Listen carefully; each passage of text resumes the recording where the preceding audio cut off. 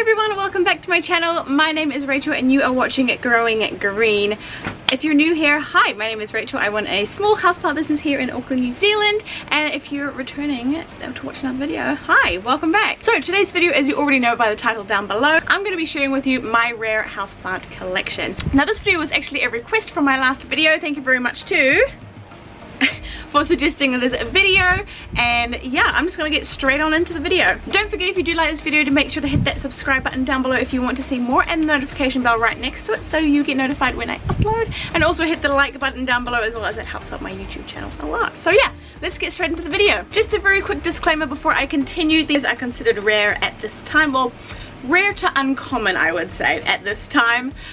They also may differ from country to country. This is just New Zealand's version of rare slash uncommon opinion. People have different opinions on what rare versus uncommon is. In my opinion, it is basically just something you can't buy in a plant shop. You might be able to buy them in like specialized shops that do just launch rare plants and stuff like that, but you can't buy them in, like, for example, for New Zealand, there's a King's Plant Barn or Palmer's. I'm also going to let you know the price that I purchased them for if I can remember, and do keep in mind that this changes obviously per seller.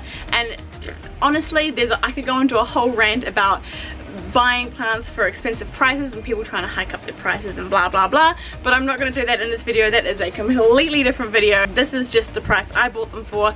A price is worth what you're willing to pay for it, so I'm just going to leave it at that. Also, these aren't in any particular order at all. They're just in an order that I picked them up from my shelf down the back there, or from the floor. So the first plant I have to show you is my Philodendron Pink Princess. Now, I actually have a few of these.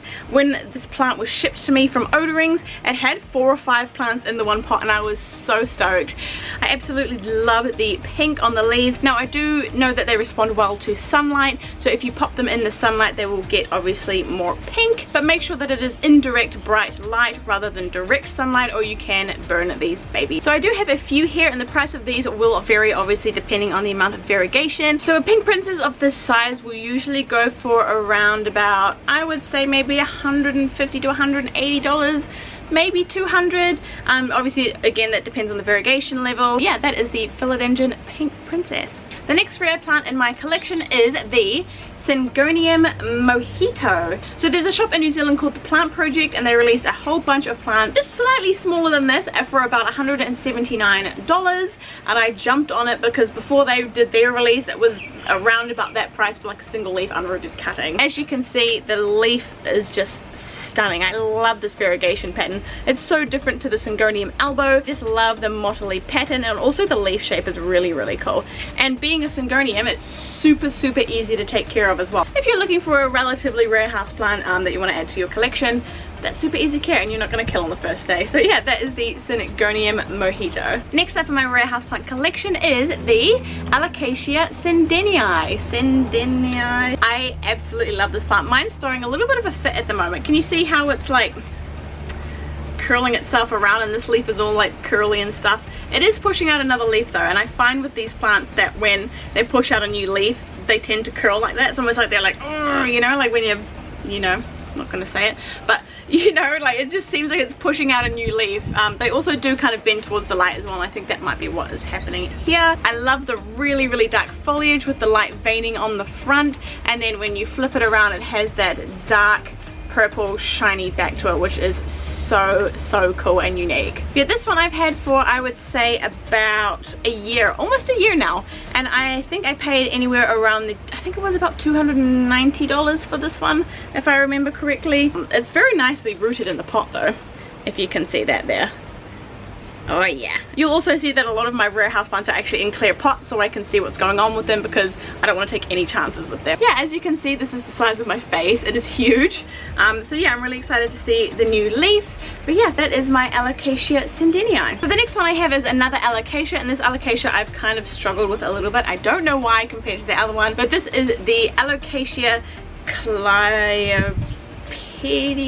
or green shield alocasia. I'll put again the name down below for you there. As you can see, this one is kind of a little bit like spindly, like he's a little bit like meh. His leaves are starting to mature a little bit more there. This was kind of like the first leaf he came with.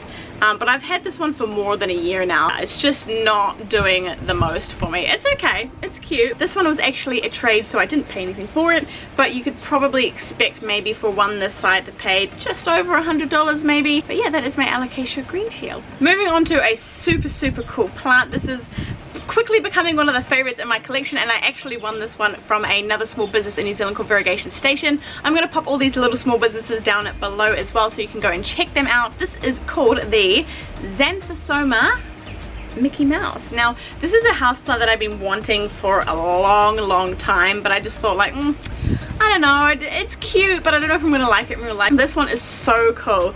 Look at that.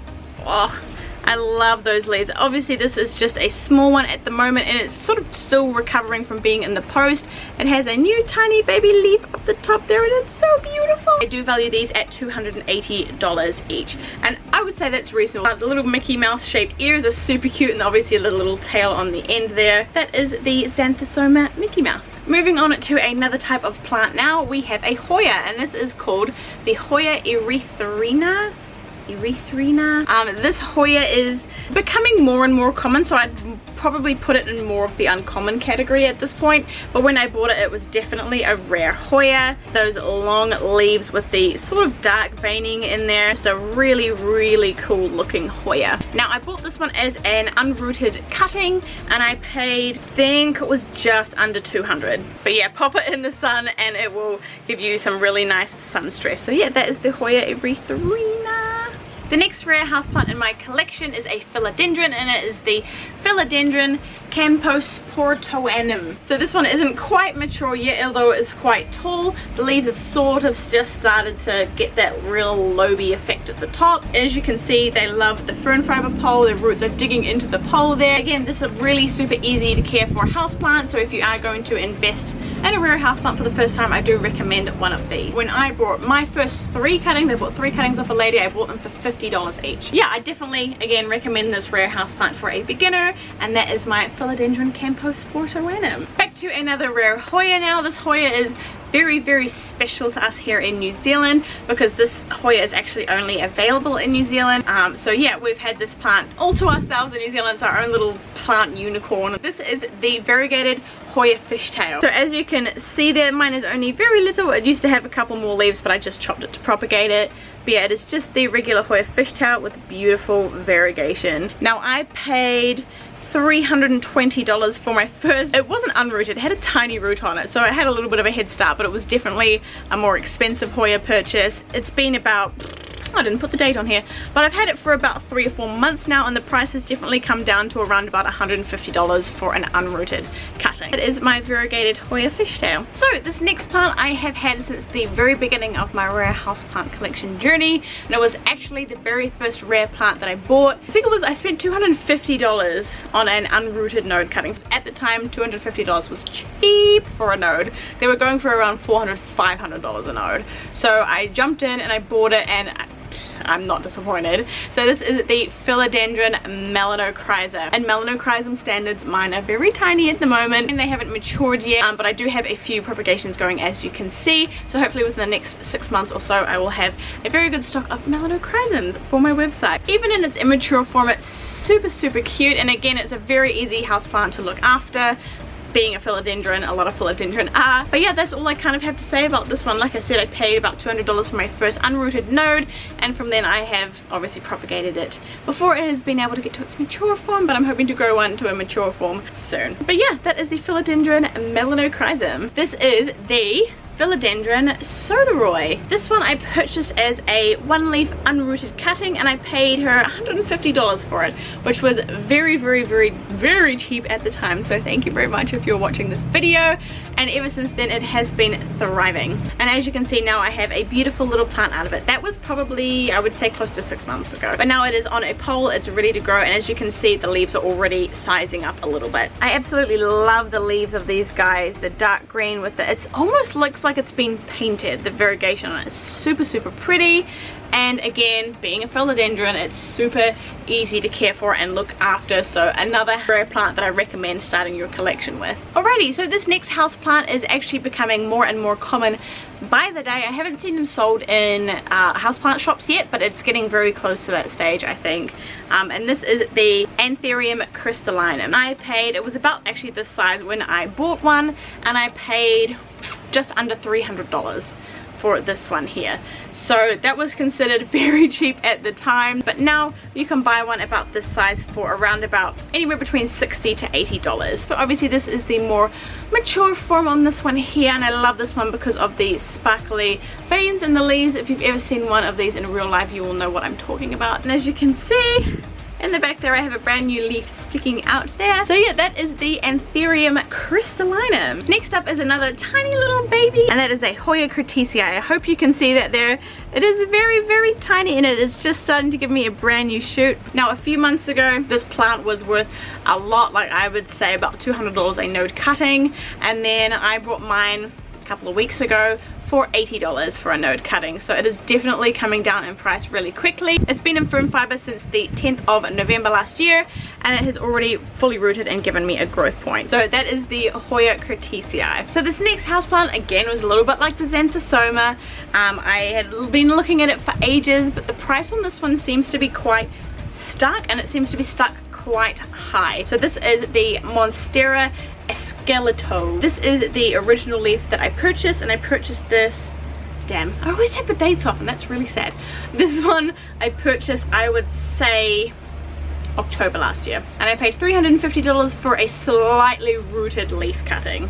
Now this price seems to have kind of stuck. If you're really lucky, you might be able to get one for around the $250 range. As you can see, in that time it has given me one brand new leaf. It got a little bit stuck coming out, so it's a little bit damaged. In terms of leaf sizes, it's still pretty big. That is my Monstera esqueleto. Okay, so this next one, I love this plant so much. I love it. It's probably the most favorite houseplant I've ever purchased. I don't know, I can't say that. I have so many, but it's definitely one of my top 5 favorites. I find them super quick growing, super easy to care for.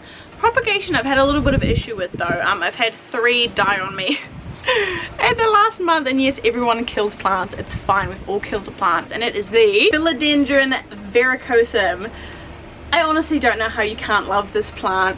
Look at those leaves. It is absolutely stunning, that bright green with the red in between. That rhymed. And as you can see on the back of the leaves there, the bright red just stands out so much. They just look gorgeous. It's such a statement plant to have in your collection. And as you can see at the back there, the fuzzy stems is so cute. I just come in here and just, you know, like pat my verrucosum. Like, do you pat your verrucosum? I pat mine. I think I paid $150 for my first unrooted leaf cutting, but then I did buy a plant about this size a little while ago for about $500. So yeah, that is the Philodendron verrucosum. So the last rare plant I'm going to be showing you, I actually showed you in my last video last week, so go and check that out if you have not already. It was my top 5 favorite houseplants of 2021 and a review of Growing Green's year in 2021. Go check that out, I'll link it down below.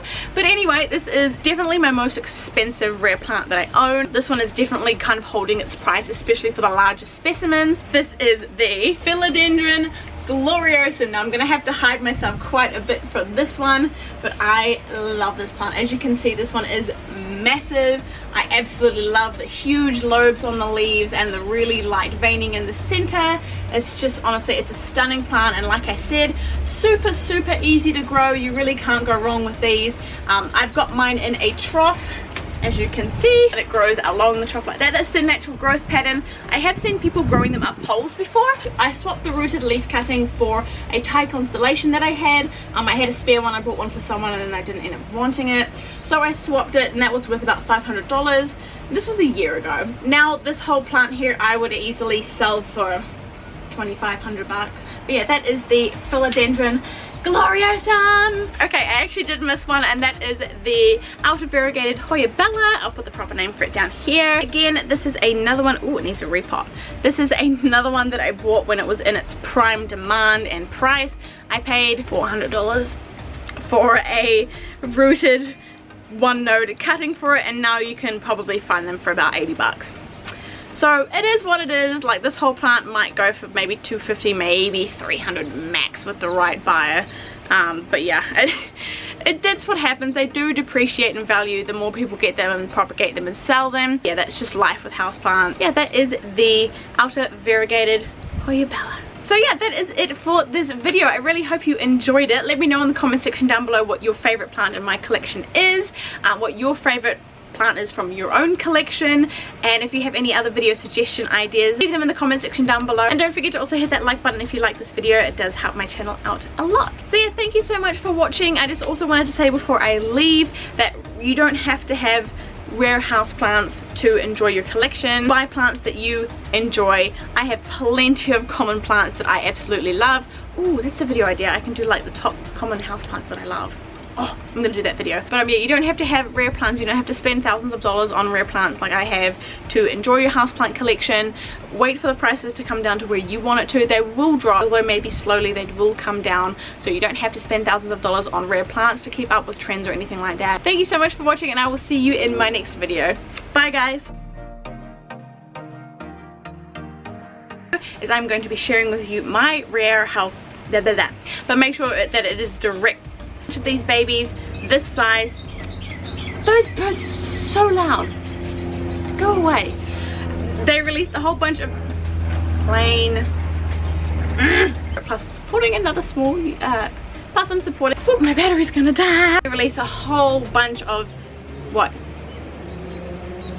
I know it was a plane, it was annoying. My husband. There's a plane coming. Oh my god. I live next to like a an airport that does like warbird flights and stuff. They obviously have the like the warbird museum and all that kind of stuff, and they're so loud. But I love them. But they're so loud. And trucks.